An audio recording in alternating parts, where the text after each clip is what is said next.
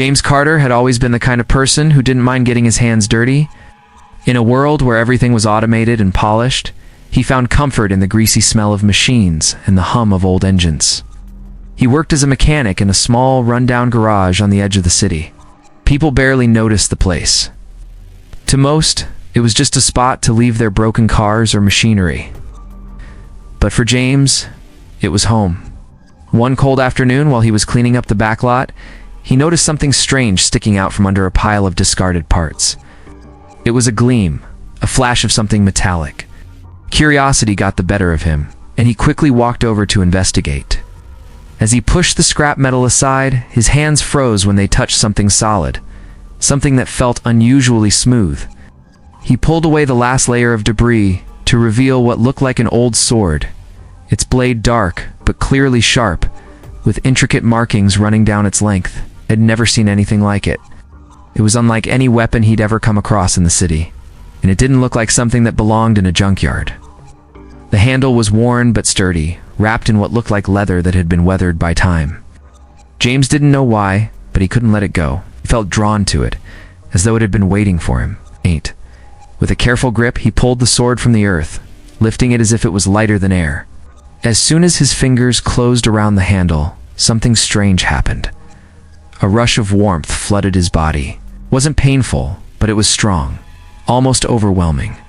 For a moment, his vision blurred, and images flashed through his mind. He saw a woman with long, dark hair standing in front of a group of soldiers. She was dressed in armor, her eyes fierce and determined. She was speaking, though he couldn't hear her words. The sight was so vivid, so real, that James staggered back, dropping the sword for a second. When his vision cleared, the images were gone, but the warmth still lingered. James shook his head. It was just his mind playing tricks on him, he told himself. But even then, he couldn't explain the strange pull he felt to the sword. Something about it felt ... important. It didn't belong here. It belonged somewhere else. He crouched down to pick it up again, and as he did, he heard a faint voice in his head. The words were soft at first, like a whisper, but they grew clearer. "You are marked for battle, James Carter. The blade is awoken." The voice was not his own, and it wasn't from anywhere around him. It came from within. His heart raced. What was happening? He glanced around, half expecting someone to be playing a prank on him, but the parking lot was empty, as it always was. He was alone. Then, as if the sword itself was alive, the markings on the blade seemed to shift. They began to glow faintly, casting an eerie light in the darkening evening. James's breath caught in his throat. He didn't know what was happening, but he knew one thing for certain. His life had just changed forever. With the sword in his hand, he walked back to the garage, unsure of what to do next. The strange feeling that something bigger was at play gnawed at him. He wasn't just holding any weapon, he was holding something that had chosen him. But for what and why? He could feel it deep down, a connection to something far greater than he could understand.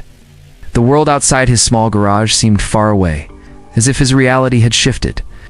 James had no idea what he was about to face, but he knew one thing. He was not the same person who had walked into that junkyard hours ago. And whatever was coming, he was going to be part of it. The days after James found the sword were strange, and they felt longer than they should.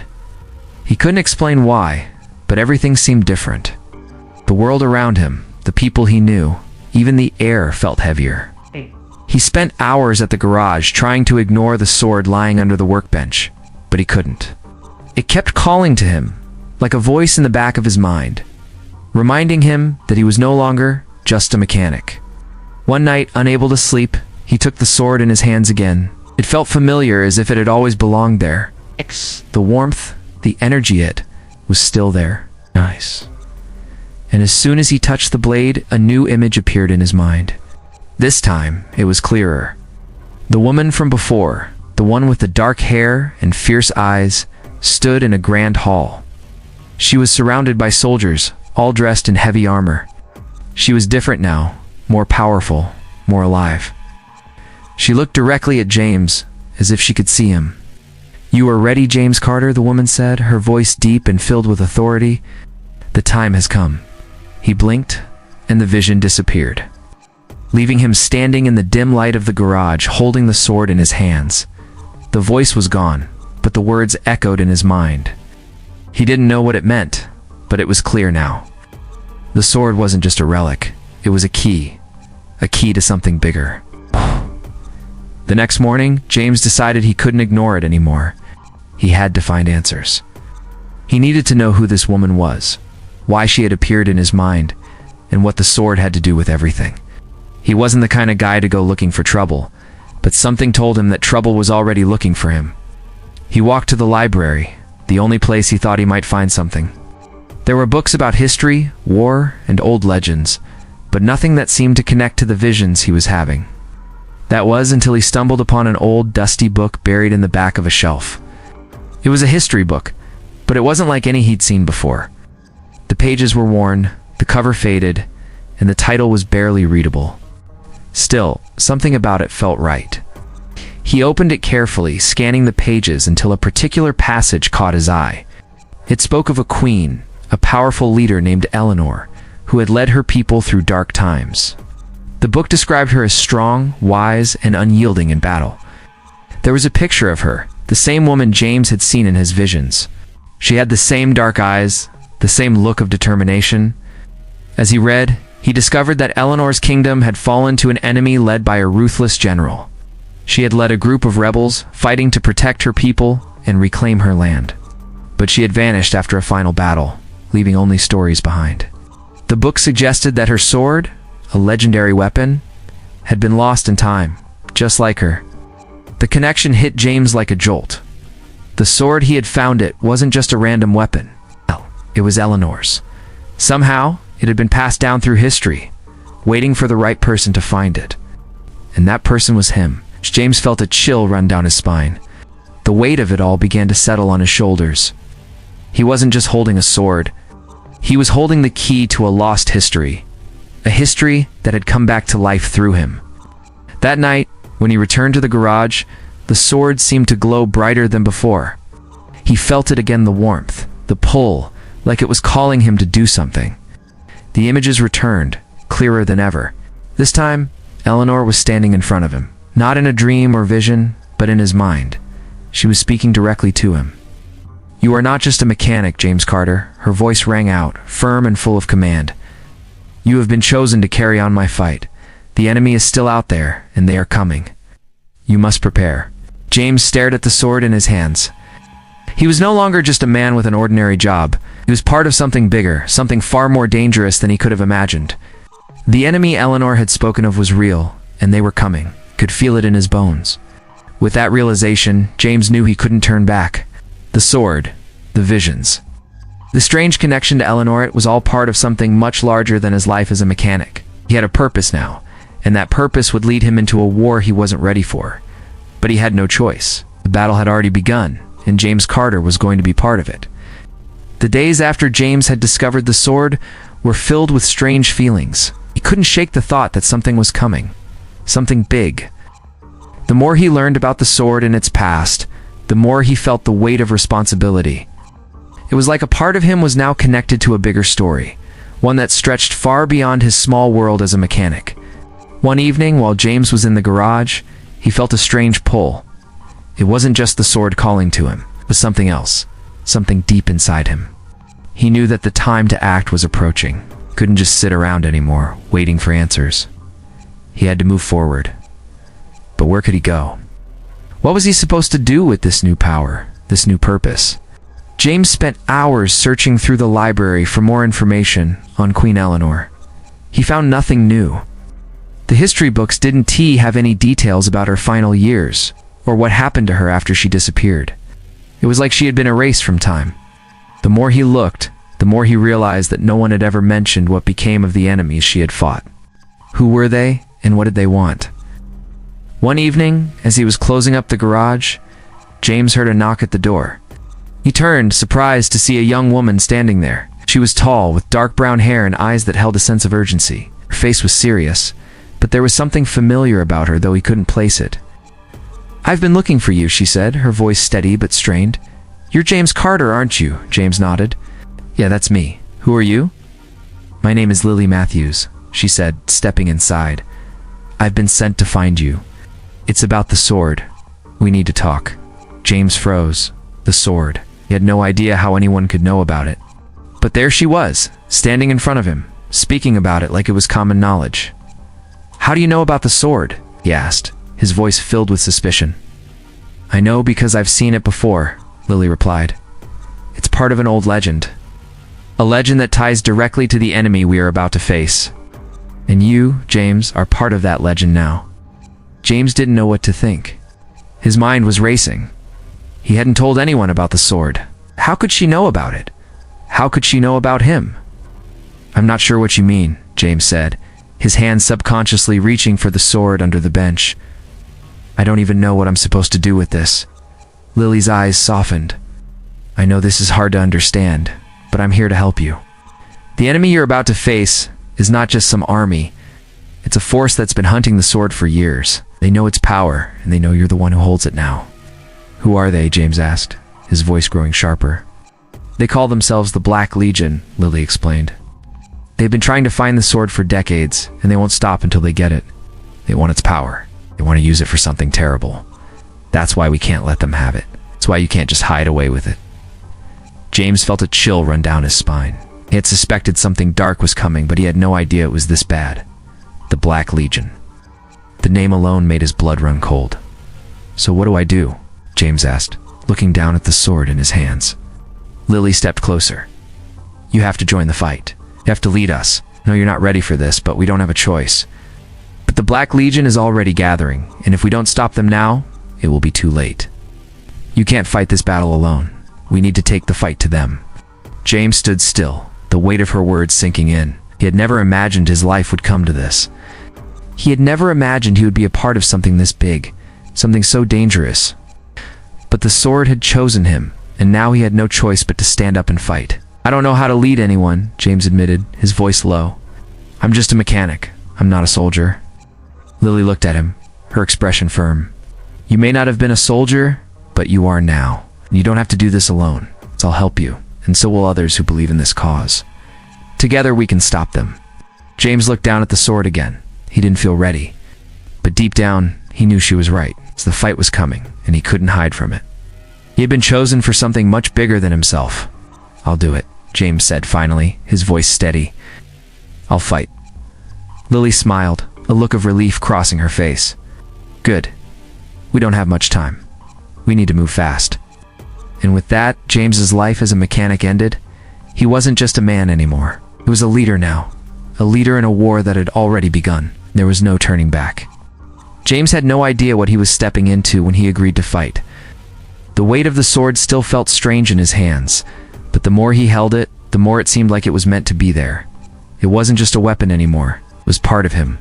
And every time he touched it, he could feel something inside of him shift a deep connection to the past, to Queen Eleanor, and to the battle that was now his responsibility.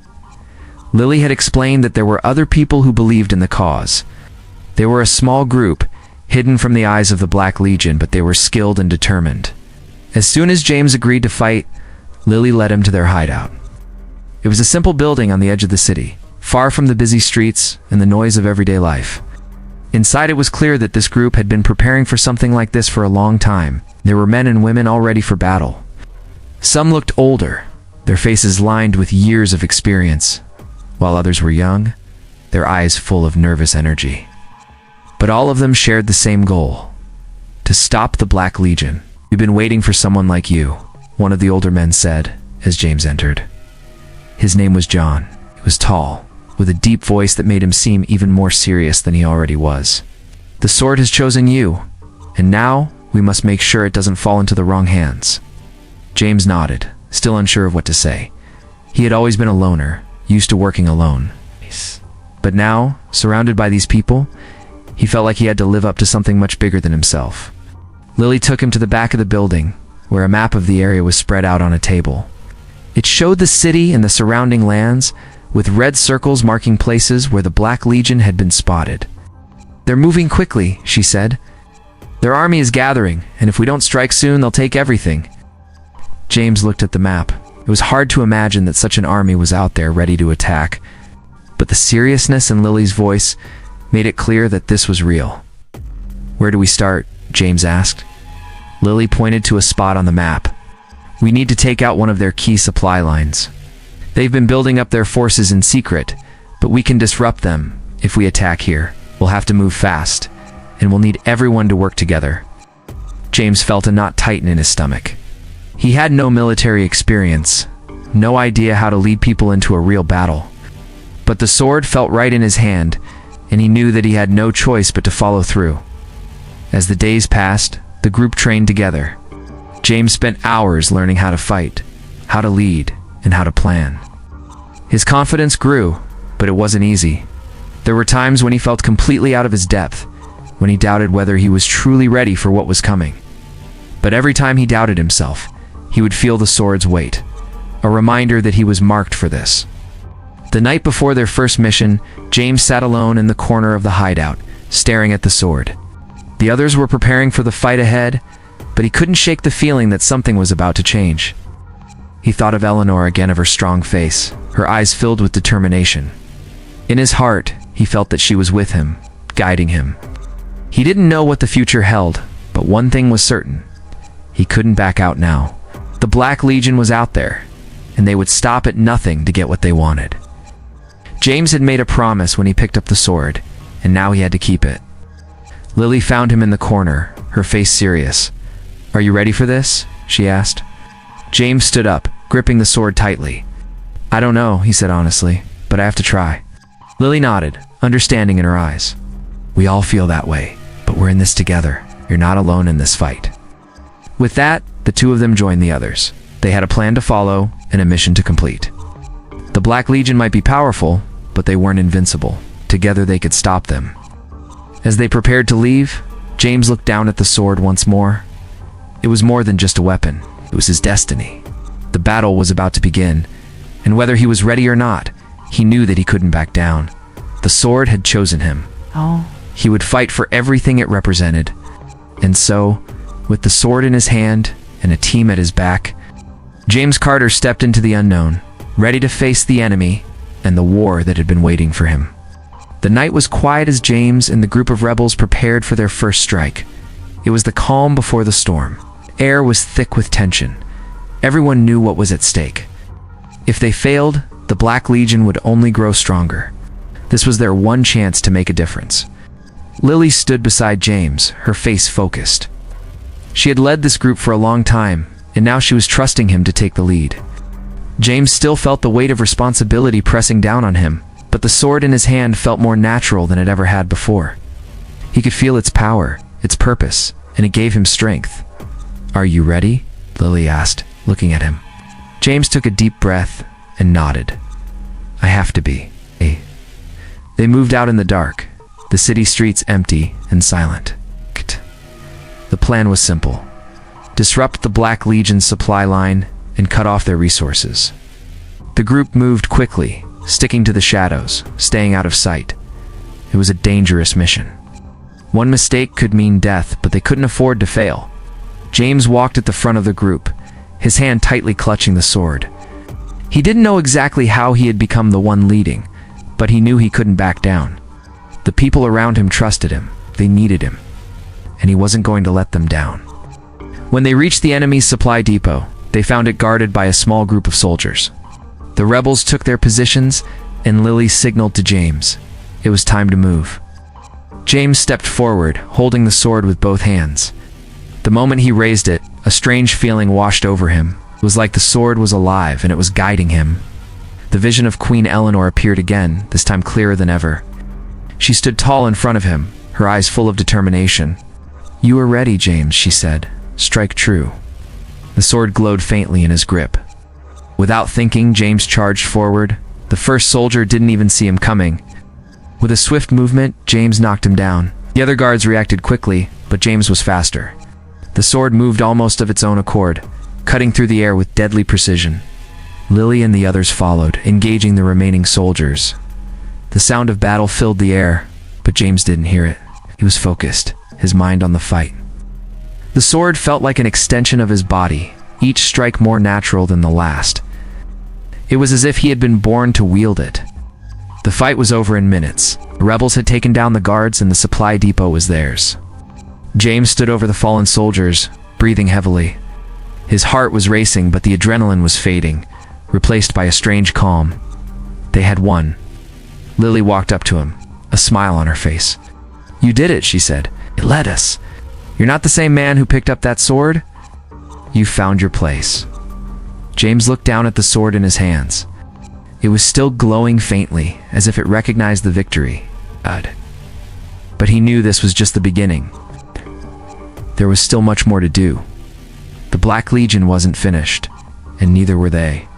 As they moved to destroy the enemy's supplies, James couldn't shake the feeling that this was just one step in a much larger battle. The enemy was still out there, gathering strength, and they would come for them. But James was no longer afraid. He had a purpose now, and he had people who believed in him.